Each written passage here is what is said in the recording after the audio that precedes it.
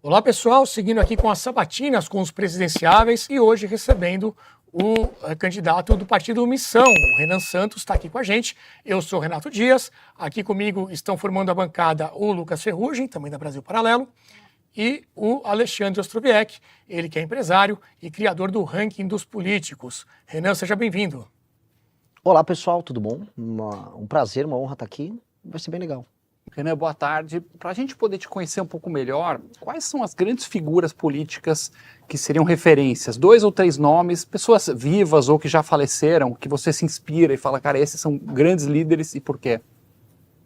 Lee Kuan Yew, acho que é o cara que pegou uma não-nação, que era Singapura, um lugar que foi expelido pelos malaios e tornou aquilo um dos países mais interessantes e desenvolvidos do mundo, e fez isso com uma disposição em encarar os problemas concretos, como favelização, como pobreza extrema, analfabetismo, brigas étnicas. Que é Singapura, né? Singapura. E o que ele fez é uma coisa épica, eu diria. O caso ali é épico.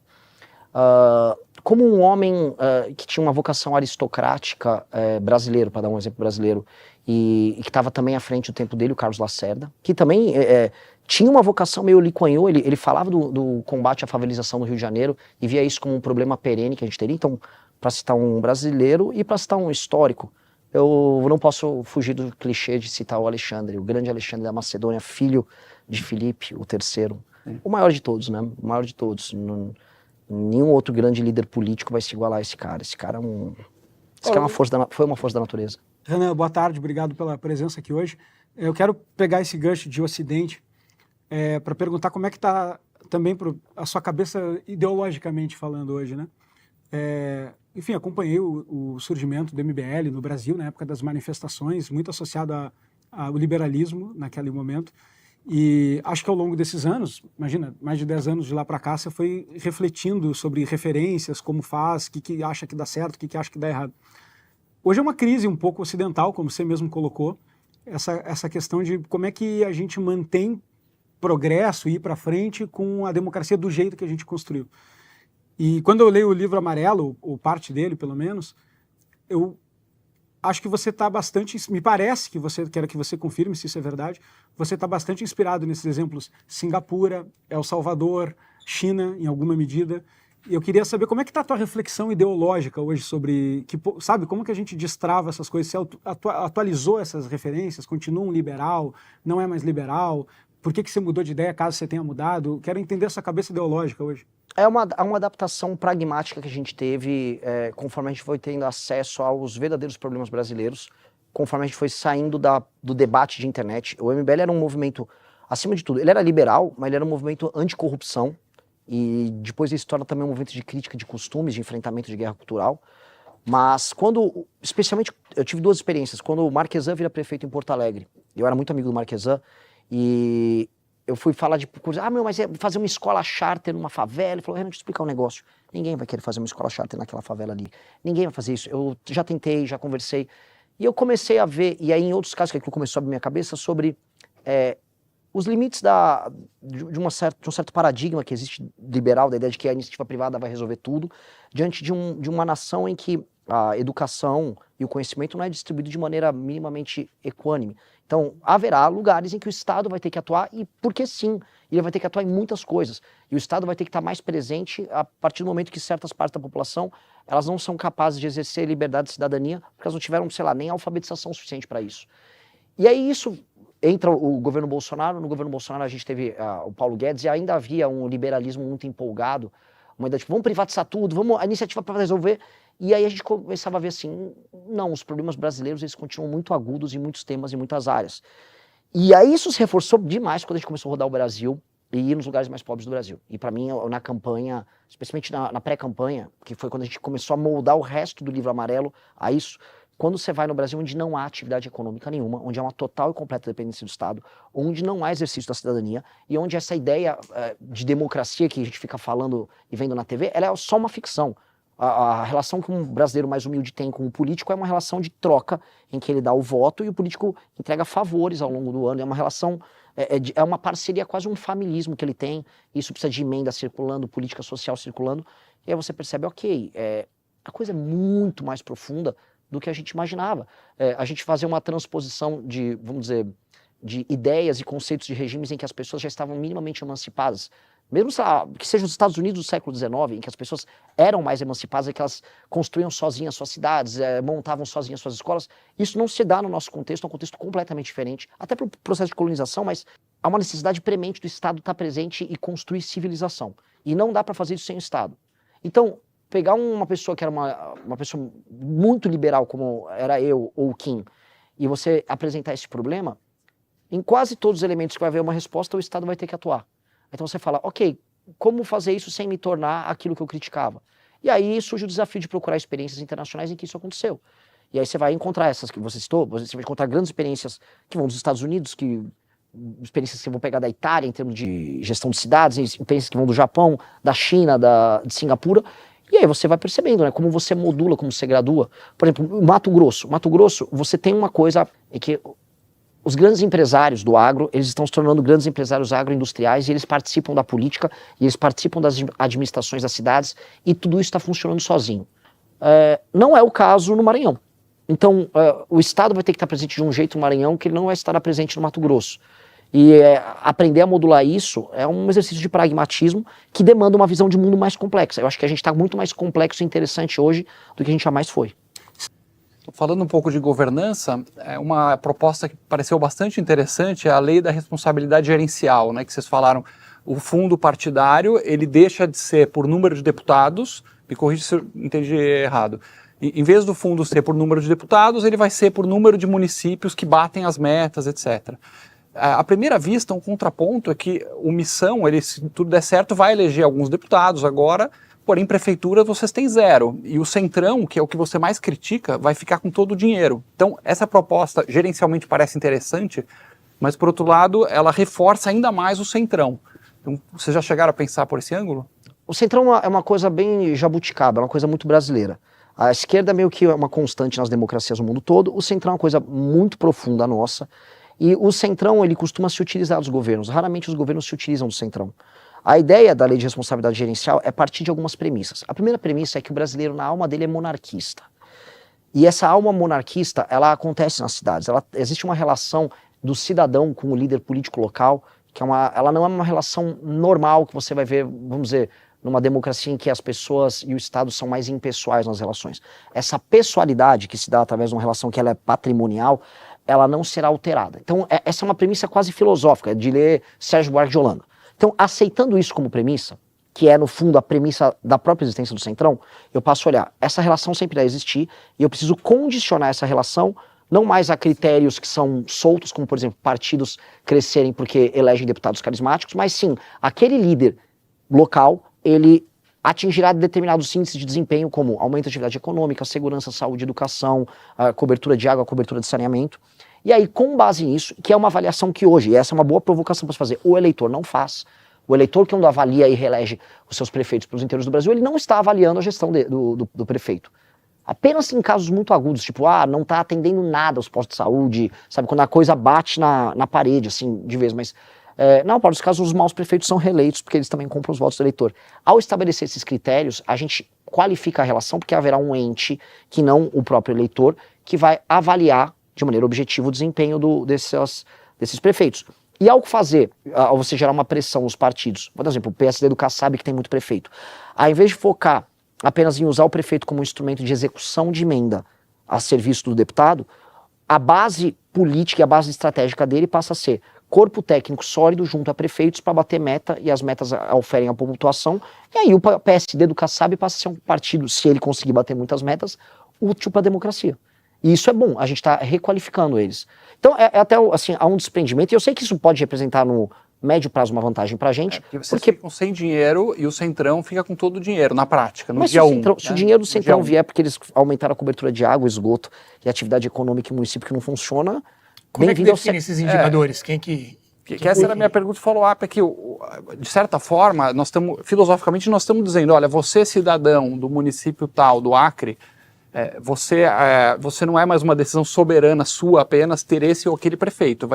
No final do dia vai ser um técnico em Brasília, centralizado, e o receio que dá, não só um governo Renan, mas voltando, vamos supor, no futuro, tá o PT de volta lá, ou outro partido, se isso não pode ser instrumentalizado, porque métricas também são subjetivas, né? Quanto você vai botar de IDEB para uma cidade e para outra?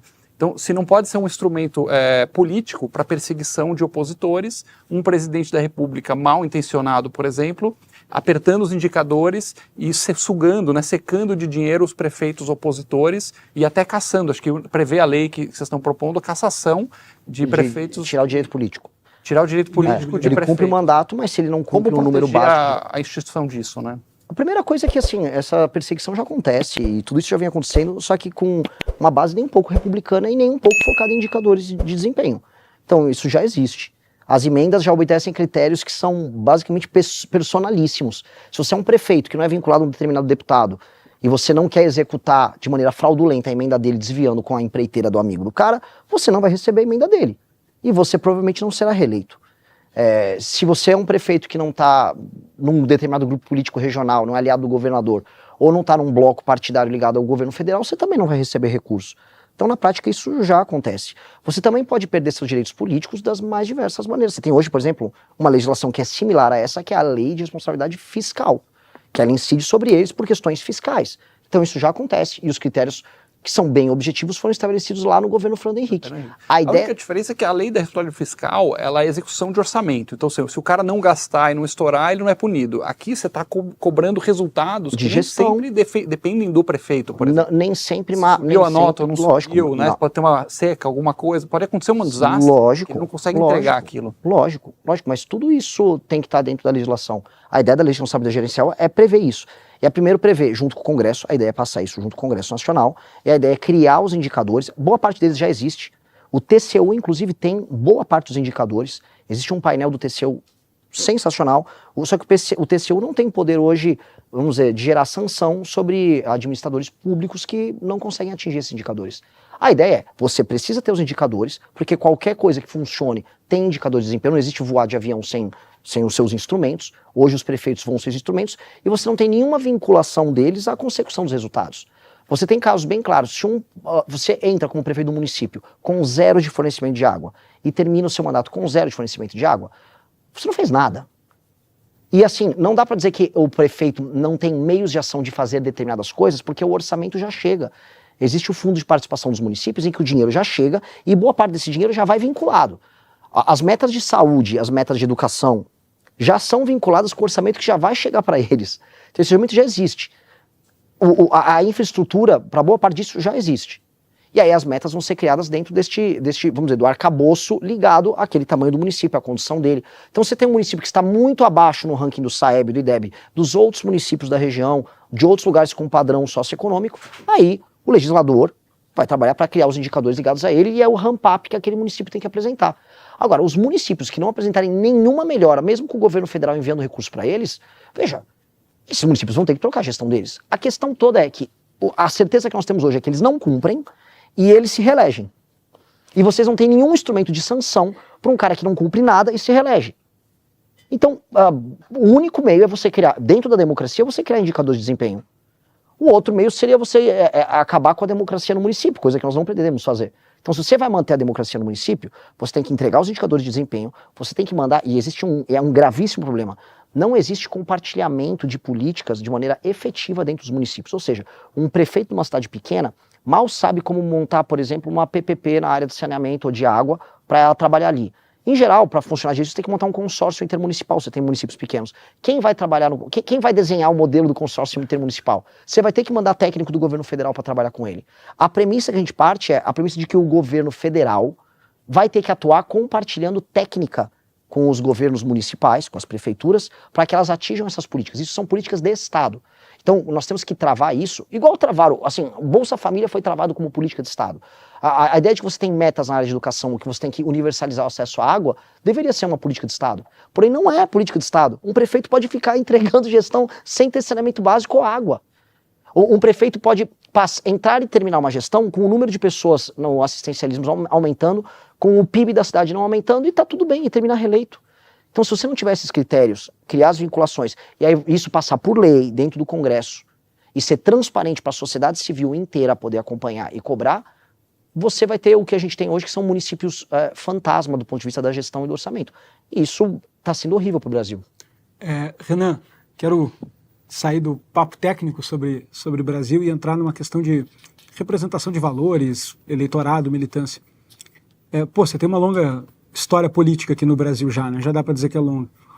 E um ponto de fricção que eu ainda noto para parte da direita adotar seu nome como tá aqui meu candidato, vamos lá, é o histórico todo com o bolsonarismo, vamos dizer. Então, você foi um dos que mais cedo rompeu, talvez, acho que talvez o que mais cedo. Primeiro, talvez, de grande movimento na direita, rompeu com o bolsonarismo, de forma bastante enfática, não só um rompimento técnico e moderado. E ao longo desse período todo, você manifestou N crítica aos líderes desse processo, mas não só aos líderes, né? Algumas vezes aos eleitores também. E eu queria saber o que você pensa disso, assim, hoje, né? Tem um certo acirramento de clima entre as duas militâncias. O bolsonarismo continua tendo uma militância muito forte, a Missão também passa a ter uma militância forte hoje. Você tem alguma meia-culpa ao longo desse processo em relação ao eleitorado? Acho que você já deixou as suas desavenças com os líderes muito claras em N oportunidades. Mas eu queria saber como é que você está entendendo assim, o eleitorado, eu vou dar você... Chama de gado. O gado eleitoral, que você fala, o cara é o gado, o cara é isso, nas lives, etc. Rodou N vídeos, cortes ao longo desses anos, né? E eu tô curioso para saber como é que você entende essa conciliação hoje em relação ao eleitor, que não faz parte de deputado, senador, não é nada disso. Eu tenho que ser maduro a ponto de dizer que até certas críticas que eu ainda faço, não só ao eleitor, mas aos agentes políticos, às vezes eu passo do ponto. Mas eu tenho que ser honesto o suficiente para dizer que eu tenho que sustentar as críticas que eu fiz no passado. E não apagar as coisas que eu fiz no passado, nem as lutas que eu tive no passado, que querendo ou não foram necessárias para ser quem eu sou hoje. Então, eu disputei com um eleitor bolsonarista, e não só com o líder, mas com um eleitor bolsonarista, porque eu acho que ele estava errado nas posições dele. E eu acho que isso carrega em si uma virtude. Porque o eleitor também ele tem posições, ele também vai me tratar de maneira desrespeitosa. E eu vou responder a ele. E eu acho que isso faz parte de uma troca. E a troca nem sempre é uma troca simpática, ela vai ser antipática também. E ela, às vezes, precisa ser antipática. E eu não posso negar todas essas coisas que foram feitas, porque eu defendo, e o meu grupo defende de maneira muito apaixonada as posições que nós tomamos, e nós consideramos que nós estávamos certos em todas essas brigas. Eu acho que o bolsonarismo foi um câncer para o nosso campo político. Acho que o bolsonarismo é um câncer. Essa eleição é uma eleição que foi desenhada para o Lula vencer por causa da candidatura do Flávio Bolsonaro. E eu acho que ainda tem pessoas que acreditam nisso. Eu acho que tem eleitores que estão dentro dessa ilusão. Eu acho que isso faz um mal danado. Eu acho que a gente parou de discutir dentro da direita brasileira luta contra a corrupção. A direita brasileira não defende, tirando nós e alguns elementos do Partido Novo, não há mais discussão sobre luta contra a corrupção dentro da direita. Muito pelo contrário, a direita brasileira entrou num cinismo colossal. Vale tudo se você estiver defendendo o Bolsonaro. Acho que não há discussão sobre propostas. Não há nada, não existe um programa bolsonarista, já não existia. E aí quando surgiu a muleta o Paulo Guedes é o nosso posto Ipiranga, isso foi uma muleta que facilitou qualquer coisa. Hoje qualquer um pode ser um posto Ipiranga para qualquer coisa, mesmo que em termos valorativos isso não signifique nada. Não há debate intelectual, há apenas simplificação, meme. E aí o que aconteceu, que é uma coisa que a gente previa, é que o bolsonarismo ia ser comido pelos seus, igual o Cronos, né? Ele ficava devorando os filhos, mas uma hora eles vão matar ele. Que é o Nicolas, que é a Michelle, né? Que agora são os próprios pós-bolsonaristas procurando a independência e tentando destruir eles, usando as mesmas práticas deles, que foi uma coisa que a gente nunca fez. Quando a gente enfrentou o bolsonarismo, nós fomos muito claros, a gente, de cara limpa, eu não gosto de você, eu acho que tá errado, isso aqui você tá roubando, isso aqui está sendo autoritário, você me xingou, eu vou xingar de volta. Esses outros caras não falam na cara, esses outros caras são cínicos, são mentirosos, é uma morte que eles estão tentando construir do bolsonarismo, é uma morte silenciosa, por um sufocamento lento, igual aquela cena acho que no Resgate do Soldado Ryan, que um soldado, acho que o alemão mata um americano e vai colocando lentamente uma faca na goela do cara e faz um shh, shh. É isso que eles estão fazendo com o bolsonarismo. Mas aí você voltou para os líderes, né? Pergunta. Mas para o eleitor eu já falei. Eu queria saber. Né? Mas do eleitor isso foi claro. Do eleitor eu não apago nada do que eu disse. Aquilo fui eu naquele momento, assim como o eleitor nos chamava de vocês são drogados, esquerdistas, comunistas. Eles me xingavam hoje também. De PT Júnior que chamam. De PT Júnior. É ridículo, né? É isso, eles chamavam todas essas coisas. E eu vou respondê-los. Eu não vou virar e fingir que aquilo não aconteceu. Eu não vou fingir. Eu vou lutar de volta. Eu só existo. E como é que está seu coração hoje com o eleitor, repito, não os líderes, o eleitor bolsonarista? Eu preciso convencê-lo do erro dele. O meu vice é justamente a representação disso. O meu vice era um cara que achava que eu era um comunista em um determinado momento. Achava que eu estava errado. O meu vice chegou em algum momento até aí nos acampamentos após a eleição de 22, achar que era uma luta cívica. Aí ele percebeu ali, da virada do ano, tem algo de errado acontecendo. Não tem nada a ver com isso. E aí ele se alterou. Eu tenho que ser generoso com eles, porque eles são eleitores. Eu não vou incorrer numa coisa que o jornalismo faz, que é achar que eles têm tipo uma marca da maldição. Eles não são democráticos. Não, cara, em grande medida, eu fui alvo ontem de uma manifestação de estudantes de direito do Largo São Francisco que eu não posso fazer um ato ali na frente. E eles não têm a marca do autoritarismo. Não, aquelas pessoas, elas estavam enganadas, em alguma medida elas foram engambeladas e elas entraram em surto, especialmente as pessoas que militavam pelo bolsonarismo na internet. Entraram num surto. E aquele surto fez mal para elas. Eu quero não apenas que elas saiam do surto, mas que votem na gente e que a gente construa um caminho que está muito mais próximo do sistema de valor delas do que o Flávio. O Flávio Bolsonaro representa basicamente a elite política do estado mais corrupto do Brasil, que é o Rio de Janeiro. A gente esquece, assim, se eu chegar para uma tia do Zap, para falar um termo que você colocou, no interior do Paraná, a tia do Zap é arquetípica, ela tá morando em Guarapuava, né? Ela tá lá, eu apresento para ela, olha, este aqui é o Bacelar, ele é ligado ao Comando Vermelho, de acordo com a Polícia Federal, e ele era apoiado pelo Flávio. Esse aqui é o Canela. Ele era candidato ao senador do Flávio e a suplente era a mãe do Flávio. Este cara, encontraram metralhadoras na casa dele e ele fez um pacto em Belfort Roxo com o Comando Vermelho. O que ela acharia? Será que aquilo coaduna com o sistema de valor delas? Não coaduna. E na verdade, eles ficarem repetindo Deus, Deus, família, família, quase como um mantra, manteve as pessoas numa ilusão enquanto eles faziam um negócio com o Bacelar e o Tega Joias.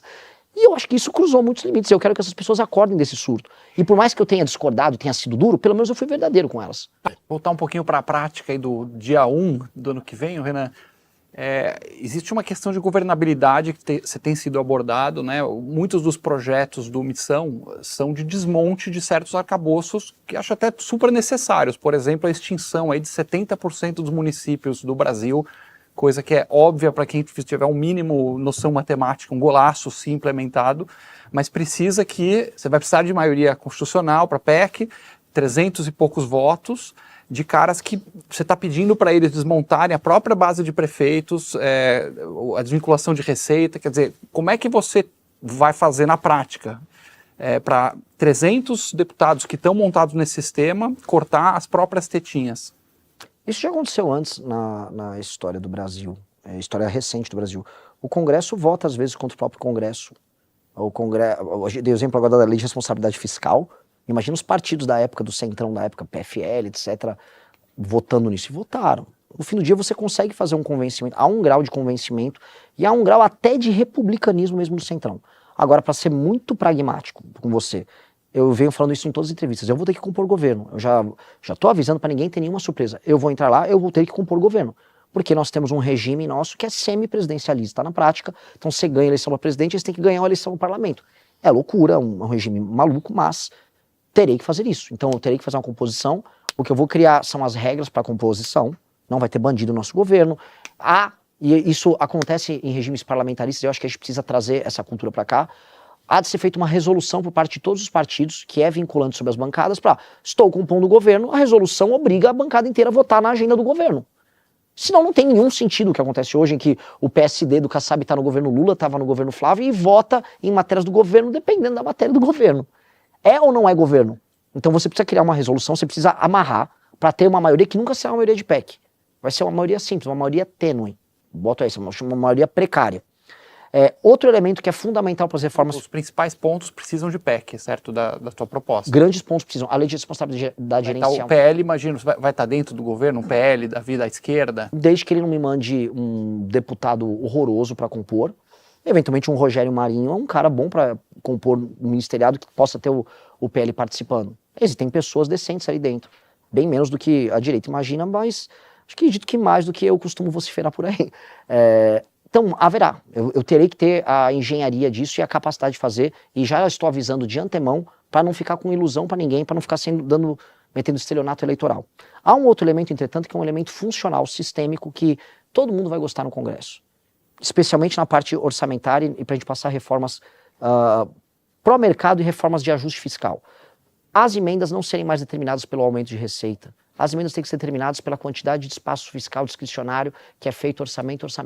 Então, a cenourinha na frente do parlamentar tem que ser corte de gastos obrigatórios para sobrar espaço discricionário, que para nós é investimento, e havendo espaço de investimento, o share de emenda deles vai flutuar ali. Então, o Congresso vai funcionar ele próprio como um agente fiscal. Isso vai facilitar muito passar PECs, porque uma parte das PECs que a gente precisa passar serão em matéria fiscal. O grosso delas. Haverá alguma coisa que é para a área de segurança pública? Que legal, mas hoje, mesmo no governo Lula, já passa PEC em matéria de segurança pública. Segurança pública não será um grande problema para você formar grandes maiorias para resolver. Inclusive, mesmo o Centrão vai se eleger, em parte, com discurso também de segurança. Agora, para fiscal, a gente tem que criar os gatilhos fiscais para permitir geração de governabilidade, com o Centrão entendendo que votar a favor disso é bom para ele. E alguma coisa em relação ao controle das PECs, das emendas? Sim. Que hoje em dia a maior fonte de rolo é emenda, vai para uma cidade tal, o prefeito é primo do outro, que vai gastar lá, não tem TCU lá, não tem Tribunal de Contas, não tem nada para fiscalizar. Sim. É um no cravo e um na ferradura. Você tem que... Já que hoje, eu falo muito, eu dei uma entrevista recentemente falando isso. Hoje o deputado, por mais que pareça que ele esteja empoderado por causa das emendas, na verdade ele é como se fosse uma pessoa que está viciada em crack, é um usuário de crack. Para funcionar o efeito da emenda, ele precisa de cada vez mais emenda. Até porque tem outros deputados da região dele também usando emenda. A chegada da política de redes sociais que faz o custo-voto aumentar para ele. Então, ele precisa muito da emenda. Já que ele está desesperado por emenda, quanto mais eu botar a cenourinha, mais vai funcionar. E quanto mais eu fiscalizar, mais eu vou conseguir adequar. Porque todo mundo, e esse é um ponto, veja só como o mundo é irônico. Quem é o ministro que mais trabalha para arrumar a questão das emendas? É triste dizer, é o Flávio Dino. O Flávio Dino hoje, e estou falando aqui na Brasil Paralelo, a gente tem que lidar com um mundo que é complexo. O Flávio Dino hoje é um ministro que combate penduricalhos, que combate super salário, e é um ministro, e é o mesmo ministro que está agora perseguindo jornalista. Aposentadoria compulsória. Aposentadoria compulsória, e ele está indo para cima dos esquemas de emenda. É um mundo muito maluco em que o Flávio Dino está falando coisas boas, ao mesmo tempo está lá justificando a perseguição a jornalista, e estava lá justificando e protegendo os envolvidos no escândalo do Banco Master. É um país muito maluco. Neste ponto, o Flávio Dino me será útil. E eu tendo um bom PGR livre e uma boa Polícia Federal funcionando, a própria fiscalização e a própria punibilização, vamos lá, a criminalização e a punição a políticos que fizeram esquemas com isso, vai começar a disciplinar o uso de emendas. Agora, o uso de emendas é realmente disciplinado, aí sim, na Lei de Responsabilidade Gerencial. Porque a emenda, ela será vinculada às políticas públicas que aumentam os indicadores. Ou seja, o município que não está tendo um aumento do fornecimento de água potável, o prefeito não vai poder construir a praça que eles ficam construindo aos montes. Ele não vai poder ficar botando, como a gente viu no Maranhão, bloquetes, que são uns paralelepípedos, que são horríveis, mal feitos, eles estragam em um ano e aí eles ficam num permanente estado de recapeamento, as vias ali. Não, nós vamos ter que fazer obras que são necessárias para bater as metas. Ali, portanto, a emenda funciona. E hoje os parlamentares, o que eles querem? Eles querem emenda para roubar e eles querem a emenda também para fazer a entrega da obra. Não vai ter o roubalheira, mas vai ter a entrega da obra. Eu acho que isso faz parte, infelizmente, da cultura política brasileira e meio que vai demorar para a gente tirar. A ideia do parlamentar executando orçamento virou uma jabuticaba e assim, a gente só não vai deixar a gente não pode deixar o parlamentar atrapalhar a execução do orçamento. Mas estar lá na inauguração é uma coisa meio ridícula, meio old school, mas já que faz parte, terá que fazer parte. Você tem criticado várias decisões do Moraes, inclusive no caso do Master também você foi bem crítico, falou inclusive que ele deveria sofrer impeachment, deveria até ser preso, teve uma declaração sua nesse sentido. Então tem vários momentos em que você tem sido crítico ao Moraes, agora é mais uma situação com essa decisão. Mas no passado também você teve situações em que você elogiou ou até apoiou decisões também muito criticadas do ministro Moraes. Você não acha que esse histórico também ajudou, esse endosso em algum momento ajudou a gente chegar nessa situação hoje que você está descrevendo e criticando tanto? Não, porque não fui eu que entreguei para o STF esses superpoderes, não fui eu que enfraqueci o combate à corrupção, nem fiz as nomeações que foram feitas tanto ao STF quanto à PGR à época. Não fui eu que estabeleci, vamos dizer, uma parceria tácita com o STF para salvar todo mundo que estava envolvido no escândalo Lava Jato. Não fui eu também que agi como o presidente da República agiu à época, o Bolsonaro, no período da pandemia, gerando insegurança jurídica e insegurança social geral com governadores, prefeitos e outros demais poderes. E criou no STF essa entidade, que aí sim a imprensa endossou pra caramba, que se tornou um superpoder. Eu não dei esses poderes. Eu era um cidadão, membro de um movimento, que vi uma briga de poderes, como muitos viram, em que havia um projeto autoritário de ambas as partes, e cada um com seus instrumentos à disposição, tentando tolher a liberdade ou acumular poder para si. Eu vi manifestações do Bolsonaro em que, dia 7 de setembro de 2021, em que o tema era eu autorizo e que minha caneta vai ter poder. A caneta dele vai ter poder para quê? Por que o filho dele com caminhoneiros estava um dia antes lá na frente do STF fazendo quebra-quebra? O Eduardo estava. Por que a turma dos caminhoneiros nesse mesmo dia estava num acampamento lá em Brasília dizendo que conseguimos, não sei se foi uma GLO, uma Estado de Defesa, não sei, alguma medida constitucional, tem um vídeo, um meme lá de um senhor bigodudo. Por que as pessoas achavam isso? Obviamente porque havia um projeto de conflito do Bolsonaro com os demais poderes que pressupunha uma concentração de poder nele. Depois veio toda aquela discussão sobre golpe, não golpe, 8 de janeiro, etc. O ponto havia 2 projetos autoritários ali. E se o Roberto Jefferson, que uma vez eu cito lá, tem um meme que claramente é irônico, é o escrevendo Alexandre Coraçãozinho, e eu tô falando de uma prisão do Roberto Jefferson, que é um sujeito que estava completamente lunático. Lunático. Essa prisão foi antes daquela questão toda. Não foi da Granada, foi uma de foi 2021. Antes. Que também era um cara, eu não lembro o tema, mas era alguma das declarações malucas do senhor Roberto Jefferson. Depois ele foi preso novamente, e mereceu ser preso também. Porque o Roberto Jefferson é um cara que era um presidente corrupto de partido, que resolve virar um doidinho de rede social pregando o golpe de Estado, como ele pregava em lives por aí. E num país em que a gente começou a naturalizar a discussão em vídeos e manifestações sobre golpe de Estado, a gente passou a passar por um risco concreto. Tanto que esse risco concreto acontece ao longo do ano de 2022 e ao final de 2022. Quando você pede a prisão do Olavo de Carvalho, também está nesse contexto. Você acha que ele... Tem um vídeo que eu falo da prisão. Seria esse o motivo? Sim, mas ali era muito mais esse cara tá organizando, ele era um arquiteto intelectual de uma visão de mundo que vinha desde o impeachment da Dilma Rousseff, em que ele falava de golpe de Estado. O Olavo de Carvalho queria que o MBL defendesse intervenção militar em 2014. Então ele era um arquiteto intelectual de uma visão assim, meio niilista sobre a democracia brasileira e que isso teria consequências. Não é todo mundo que é inteligente igual o Olavo. Tem gente que vai achar que basicamente é só pegar uns caminhões e ir pra frente do Congresso pedir golpe de Estado. Por mais que o Olavo, em alguma medida, endossasse isso. Ele endossou isso, ele defendeu. Ele defendia, ele chamava de uma hora de intervenção popular, depois ele criticava os militares, porque os militares estavam sendo covardes, mas o fato ele falou e flertou com esse assunto durante anos. Ele atacou, a gente até se dava bem, ou mais ou menos bem com o Olavo, lá da virada de 14 para 15. Quando a gente fala, não vamos defender a intervenção militar, e quando na segunda manifestação nós entramos com um pedido liminar na justiça para impedir esses movimentos que defendiam golpe de Estado, em 2015 para participar das nossas manifestações, aí ele pira, começa a xingar. Aí o xingamento assim, é gay, é isso, é aquilo, é ladrão, o PSDB te comprou, e os xingamentos são bem pesados. Ele ficou trabalhando como arquiteto de uma visão, de uma perspectiva, que teve filhos e que acabou quase se concretizando no Brasil. Porque assim, eu acho, e esse é o problema, eu acho que a gente viveu um risco de ruptura institucional muito grande. E agora, a gente está vivendo a outra consequência disso. Porque o contragolpe do sistema, que a gente pode chamar, tá aí no poder. Tá aí no poder. E essa concentração, infelizmente, não foi gerada por nós. Porque quando desculpa-me, é que assim, é bem importante vocês entenderem sobre isso. Quando começa o governo Bolsonaro, quem estava de joelhos era o STF. Imaginar na virada de 18 para 19 que o STF ia ter aqueles superpoderes, não era o caso. A Lava Jato estava chegando nos ministros do STF. Inclusive, o que acontece com a Cruzoé no começo de 2019... que já é a primeira ação pesada do STF contra alguém, que é a origem ali do inquérito do Alexandre de Moraes, aquilo se dá num contexto assim, puta, vamos tentar fazer alguma coisa, era uma primeira tentativa de respiro.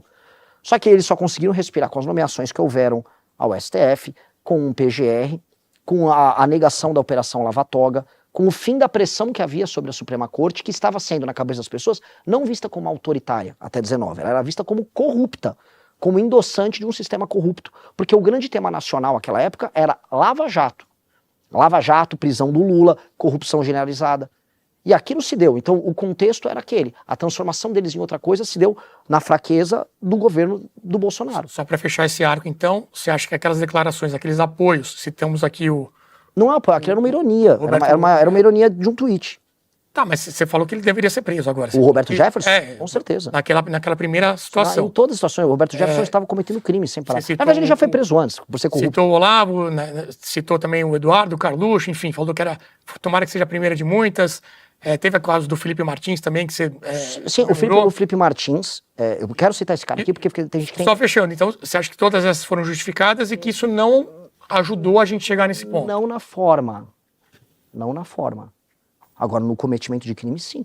Eu fui vítima da perseguição do Felipe G. Martins. Minha família foi. Dele e dessa turma. E eu e o Movimento Brasileiro ficamos sozinhos na direita vendo essa perseguição. Onde está todo mundo, virou moda, não, eu sou perseguido político. Houve uma operação política contra nós, que foi comemorada pela direita, comemorada pelo Olavo de Carvalho. Aquele vídeo que eu falo da prisão, tem que prender o Olavo, um ano antes estava o Olavo comemorando com a turma deles a possibilidade da gente ser preso. Torcendo, Felipe G. Martins comemorando, Alan dos Santos abrindo live de manhã sabendo já de uma busca e apreensão, Carla Zambelli um dia antes avisando que ia ter busca e apreensão, a peça que justifica uma busca e apreensão no nosso escritório e que redundou em vazar todos os dados da minha família, dados sigilosos da minha família, da minha irmã, que não tem nada a ver com isso, a peça foi baseada numa thread feita por um perfil falso chamado Let's Dex, que era incensado pela turma do Felipe G. Martins. E todas as pessoas comemoraram. O promotor depois, até saiu um documentário acho que foi na Globo, naquele canal, Globoplay, sobre isso.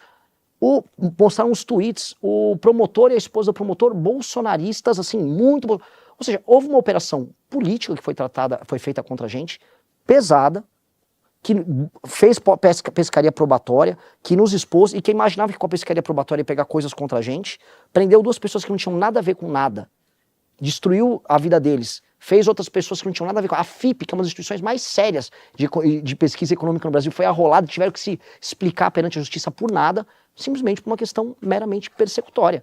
Eram pessoas altamente autoritárias que sim destruíram aquele governo do Bolsonaro.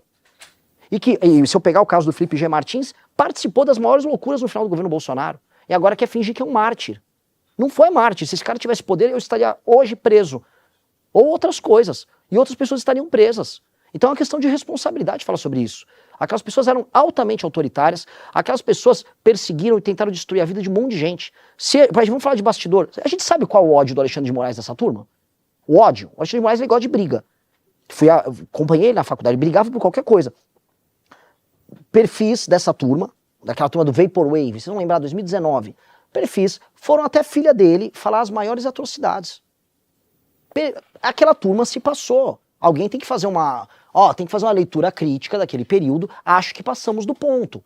Ir atrás de filhas de ministros do Supremo, especialmente de um sujeito briguento como Alexandre de Moraes, e falar atrocidades envolvendo sexo, não ia dar bom. Não ia dar bom. A forma como eles agiram com todo mundo cruzou muitas linhas. Gerou ódios que não são superáveis.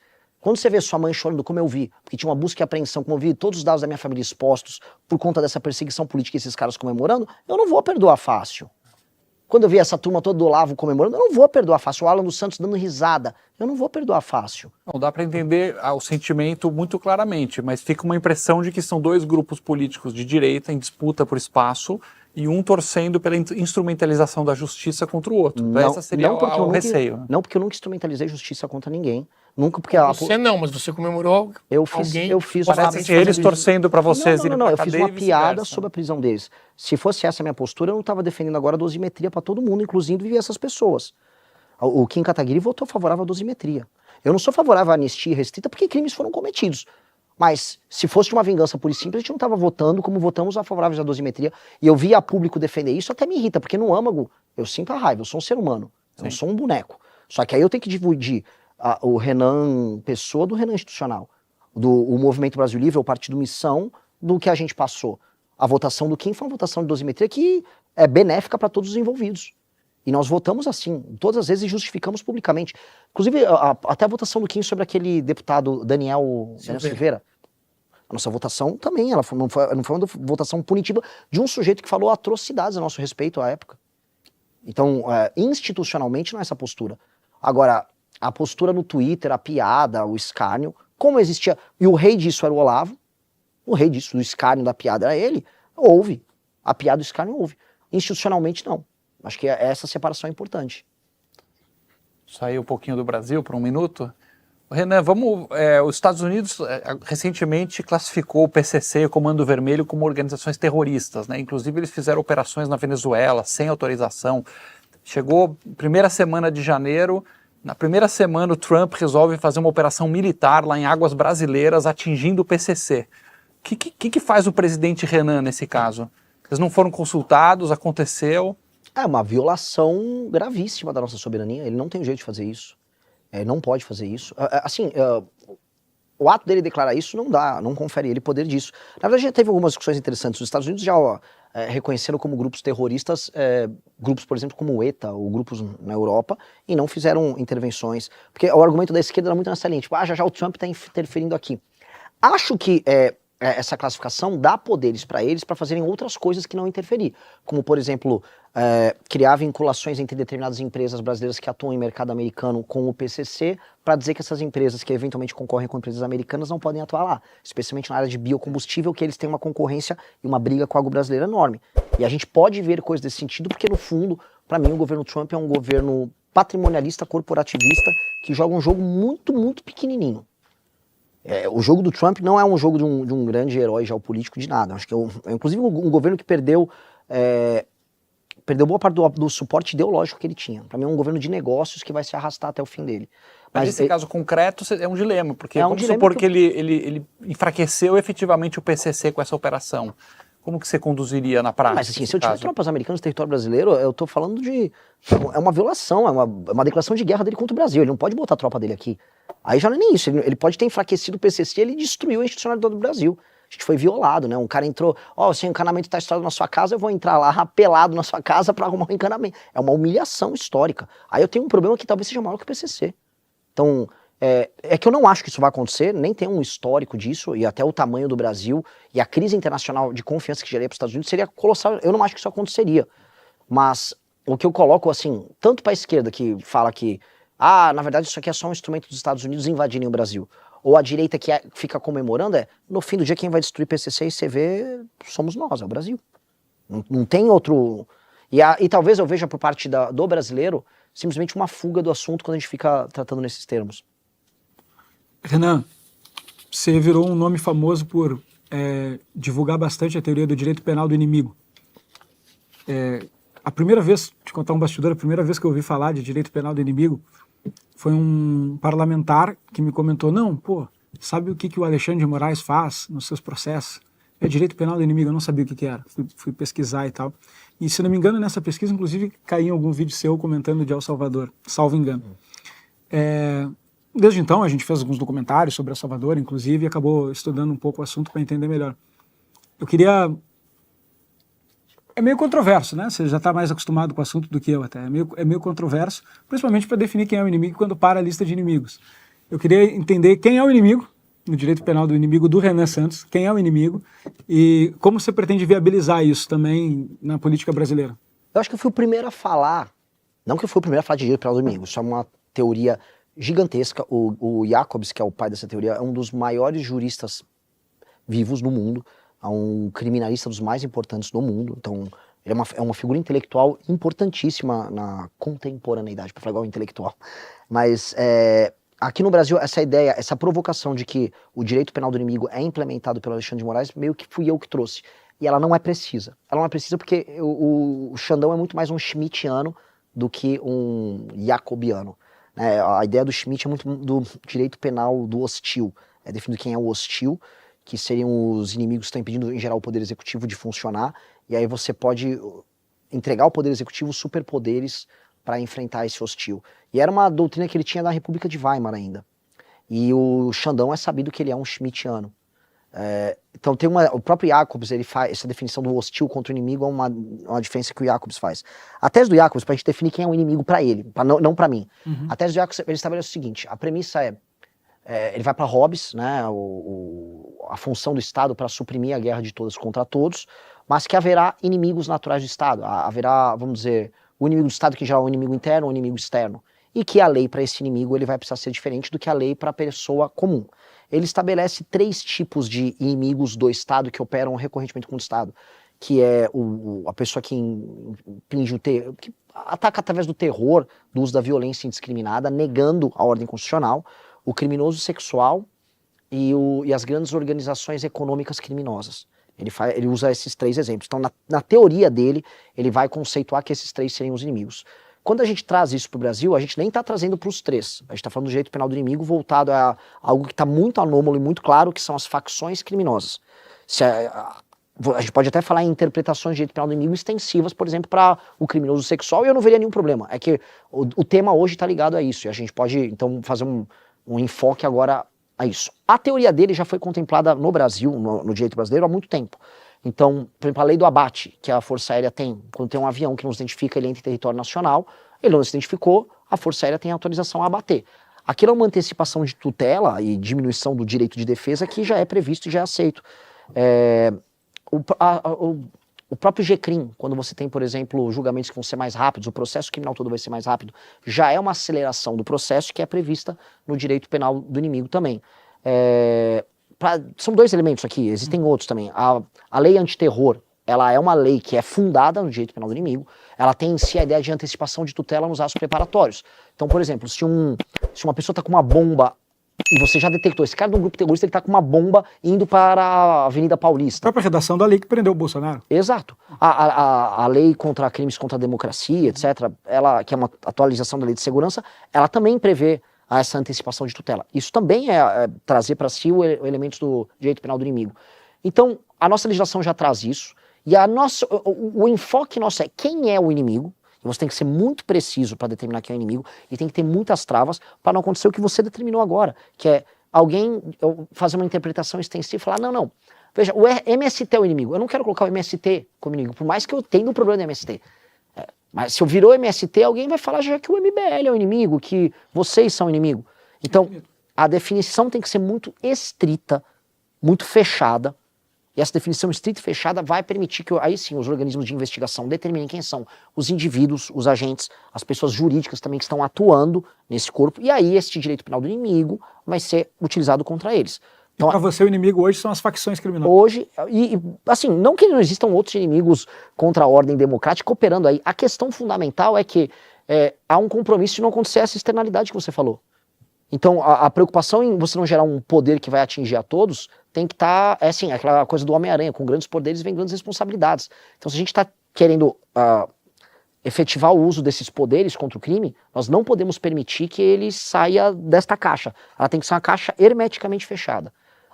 E como implementar isso? A implementação, assim, já passou um projeto de lei que basicamente é direito penal do inimigo. Essa lei das facções. A lei já trata disso. Eu acho que agora a gente tem que fazer uma regulamentação para que os órgãos da Polícia Federal, os órgãos estaduais, Ministério Público, possam começar a determinar, no processo de investigação, quem são esses membros. Acho que nós temos que ter outras alterações, especialmente na lei de execução penal, que possam atingir ali o cumprimento das penas. E ali entra o papel de guerra do Estado. A questão toda é que essa discussão sobre o direito penal do inimigo, que a imprensa ficou focando muito nisso conosco, ela foi em 70% do caso já antecipada nessa legislação que passou.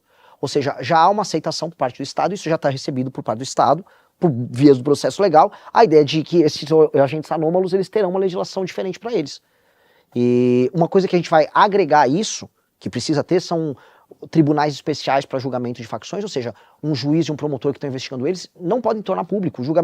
O bandido não tem condição de saber quem é o juiz, ele não pode saber quem é o promotor que está investigando ele, tampouco o juiz que está fazendo a operação contra ele. Isso já tem na Itália, é oriundo da lei antimáfia, que também é em grande medida inspirada nesses princípios do direito penal do inimigo. Agora, recepcionar isso vai permitir que essa atuação seja mais sólida. A gente vai precisar ter juiz, por exemplo, um juiz no Rio de Janeiro, trabalhando tranquilo para pegar o urso do Comando Vermelho, sem imaginar que a família dele vai ser alvo de uma represália, ou um promotor.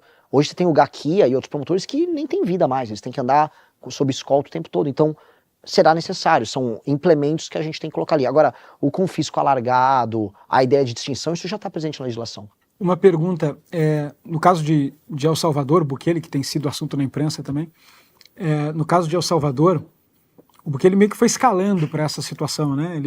No início ele tentou fazer de outras formas e acabou que ele precisou eleger Congresso, substituir todo o Supremo, substituir a Procuradoria-Geral da República e tudo mais, para concentrar todo esse poder. E agora, inclusive, está se reelegendo, né? Vai estendendo essa ideia. Está bastante tempo no estado de exceção lá sendo prorrogado todo mês. É possível, se você realmente acredita que é possível exercer tamanha guerra contra as facções criminosas e também contra a parte não visível da facção criminosa, que eu não sei qual é, então não vou acusar ninguém, mas em algum lugar ela pode estar, né? E a gente sabe que ela está. Eu não sei onde é, eu sou honesto com isso, não estou escondendo informação, mas eu não sei exatamente onde está. Eu não acredito em bruxas, mas que elas existem, mas é verdade. Ela pode estar em algum lugar no Congresso, ela pode estar em algum lugar em um tribunal, ela pode estar em algum lugar. Como que faz essa guerra, principalmente com o seu discurso, que eu acho parecido com o do Bukele nesse sentido, que é: os da direita foram canalhas, os da esquerda são canalhas, vamos fazer um movimento nosso aqui, novo, etc. e tal. Eventualmente você ganha, porque tem uma ressaca de direita e esquerda no país acontecendo nos termos tradicionais do assunto. Mas aí ganhou, todo mundo te odeia um pouco, né? Os caras que estão sentados nas cadeiras. E aí você chega lá e fala: oi, tudo bem, vamos compor, eu vou passar uma lei de facção, vou me dar um poder enorme aqui para fazer esse combate, etc. Como é que está a sua visão de viabilidade? Você bota mais um plano inspiracional e você pensa que quando chegar a hora é porradaria, vamos ver o que acontece? O que tem de verdade na sua cabeça em relação a isso? Não, de verdade, eu vejo uma grande... Na verdade, eu vejo uma grande disposição em grande parte dos governadores, especialmente dos que já estão apresentando resultados, em agir dessa maneira. E do próprio Congresso em votar matéria nesse sentido. Um exemplo, o Kim passou um projeto de aumento de pena para roubo, furto e receptação do celular. Até o PT votou favorável, não dava para votar, vou votar aqui contra esse tema. Até o PT teve que votar. Acho que só o PSOL e talvez um outro, acho que do PT, acho que da Rede, votaram contra. Todo mundo votou favorável. Não está dando mais para votar contra essa agenda. A lei anti-facção passou no Congresso Nacional. Você acredita que virou uma demanda que tem custo político absurdo não votar a favor? Exatamente. Não tem como votar contra. E aí tem um outro problema que seriam os governadores. A maior parte dos governadores, e existem até governadores do PT, estão comprando essa briga. O Rafael Fonteles, do Piauí, é um governador que está encarcerando muito. Quem conhece o Fonteles sabe que o Fonteles ele tem um QI mais alto ali, é um sujeito mais inteligente. Ele entendeu, ó, vai ter que prender mais, vai ter que ser mais efetivo e isso vai apresentar resultados melhores. O estado de São Paulo tem uma política de enfrentamento a homicídios que vai nos entregar, provavelmente no ano que vem, um número de homicídios abaixo, homicídios por 100 mil habitantes, abaixo da média americana. Então o estado de São Paulo vai estar abaixo da média. Eu acho que é um feito aí. Ainda que o número de roubos e assaltos esteja acontecendo. Ou seja, há uma disposição de muitos governadores em fazer esse enfrentamento. Quem não quiser, aí entra as intervenções. Se no Ceará ganha o Eumano, eu já fui processado e condenado na hora pelo Eumano 2 vezes no Ceará. Por quê? Porque todo mundo sabe que o Eumano está deixando acontecer o que está acontecendo no Ceará. O Ceará é um caso muito mais grave do que o Rio de Janeiro. É um estado de infiltração, de banditismo, de ocupação territorial, tem tudo acontecendo ao mesmo tempo. O Comando Vermelho está tomando o entorno do porto de Pecém, porque todo mundo sabe que eles querem fazer pelo porto de Pecém no Ceará o que o PCC faz por Santos, que é exportar droga, que é aí que tá os bilhões estão aí. E todo mundo sabe o que está acontecendo e nada está sendo feito. Pois bem, se o Eumano não quiser compartilhar dessa política, para te dar um exemplo, passamos essa legislação, virou o ano, começou o mandato, vou atuar lá no Ceará, Eumano, vamos lá, eu quero colocar as forças federais para te ajudar, vamos reocupar Santa Quitéria, vamos vamos liberar a região do Pecém e a região metropolitana de Fortaleza. Ele, não vou. Não vai, então eu vou passar, ou no mês seguinte, desculpa, no bimestre seguinte, quando precisar renovar um estado de defesa ou uma GLO, eu vou ter que atuar especificamente no estado do Ceará. Aí eu vou controlar, como o Temer controlou na GLO, as forças de defesa do estado do Ceará, para a gente cumprir o dever constitucional do estado do Ceará de garantir a segurança das pessoas, que o governador lá não está cumprindo. Então, eu acho que isso é uma exceção, eu acho que nós teremos problemas, talvez, na Bahia e no Ceará, se os governos atuais se mantiverem. Então, se o Jerônimo ganhar e o Eumano ganhar, creio que eles vão manter essa política de leniência com o crime. Que se é o PT recebendo grana, tem muita história engraçada para contar sobre isso, né? Eu tenho que ser cuidadoso agora que estou no período de eleições. Mas tem coisas acontecendo, tem. Eu acho que ali teremos problemas. Nos outros estados, eu acho que na maior parte dos casos será de pura e completa cooperação. Porque o governador vai adorar, e eu vou ter que ser um líder habilidoso, um líder político habilidoso, ele vai adorar que o governo federal vai fazer uma operação no estado e entregar os louros da vitória para o governador e para a polícia local. Eu vou entregar a vitória política para os deputados daquele estado, para o governador daquele estado, de modo a eles falarem, ter parceria com este governo federal é bom.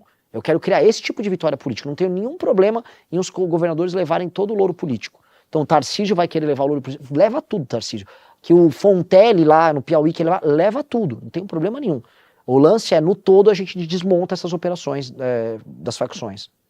Renan, eu queria agradecer a tua presença aqui. Estamos chegando aqui ao final no nosso tempo, a gente sempre deixa aí um minutinho de considerações finais para o candidato. Primeiro, agradecer demais vocês. Olha, junto com a Globo News, aí foi a entrevista mais legal, pega polêmica, altamente qualificada, vocês estão de parabéns. Segundo que eu deixo pro recado que tem muita gente que me acompanha, que está assistindo aqui, mas também tem um público da Brasil Paralelo junto. O recado que eu deixo para todos é o seguinte: houve um momento que toda a direita caminhou junto. Toda a direita, ali a câmera, né? E nesse momento a gente venceu várias vezes. A gente teve impeachment da Dilma, o Lula foi preso, a Operação Lava Jato prendeu praticamente todas as lideranças. Houve, entretanto, uma grande ilusão, que foi o Bolsonaro. Foi uma ilusão que nos dividiu, nos separou e nos fez perder. Desde que o Bolsonaro entrou no poder em 2019, o que a gente chama de direita ou antipetismo só perde. Houve outro momento que a liderança era compartilhada e a gente tinha muitas iniciativas acontecendo ao mesmo tempo. Se a gente sair dessa sombra maldita do bolsonarismo, todos venceremos. E as nossas ideias podem até divergir, a Brasil Paralelo tem uma perspectiva, o MBL tem outra, o ranking dos políticos outros, mas todos nós, em grande medida, somos pessoas bem intencionadas. A gente não pode colocar uma quadrilha liderando a gente simplesmente porque essa quadrilha é popular. Então, libertem-se desse jugo, libertem-se todos dessa corrente e que a gente construa uma direita inteligente, vencedora, como todos estão aqui presentes que me entrevistaram sabem fazer. É esse o meu recado. E se vocês gostaram dessa provocação, me conheçam um pouquinho. Meu nome é Renan e eu sou candidato a partir de domingo à presidência da República.